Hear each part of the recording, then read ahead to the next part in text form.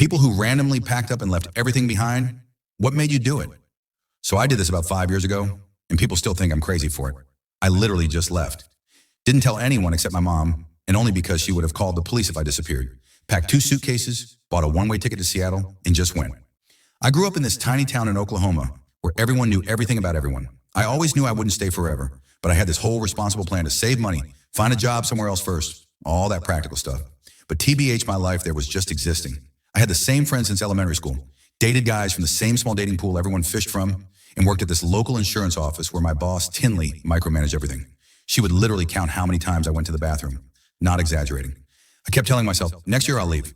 But then something would always come up. My friend needed a roommate.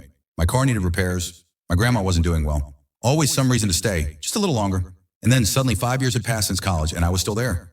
The thing that finally broke me wasn't even that dramatic. I was at the grocery store and ran into my high school boyfriend, Scott, and his wife. They had their second kid with them. And Scott was like, still here? Thought you were going to be some big city girl, and laughed. His wife didn't know me but laughed too, because that's what you do when your husband makes fun of someone, I guess. In IDK, something just snapped at me. Like I smiled and said something nice and finished shopping. But the whole time I kept thinking, is this it? Is this my whole life? Just being the girl who never left, who everyone has a story about. I went home and looked at my apartment. This place I decorated so carefully, but that still had the same cheap beige carpet and popcorn ceiling as when I moved in after college. And I just opened my laptop and bought a plane ticket for the following week. I didn't tell anyone at work. I just sent an email the night before saying I wouldn't be coming back.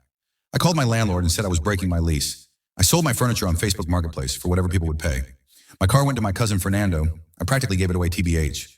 Everything else I either packed in those 2 suitcases or donated. My mom cried when I told her. She kept saying I was having a breakdown and needed to think about it more. But I wasn't. I was actually thinking clearly for the first time in years. I wasn't running away from something specific. I was running toward anything else.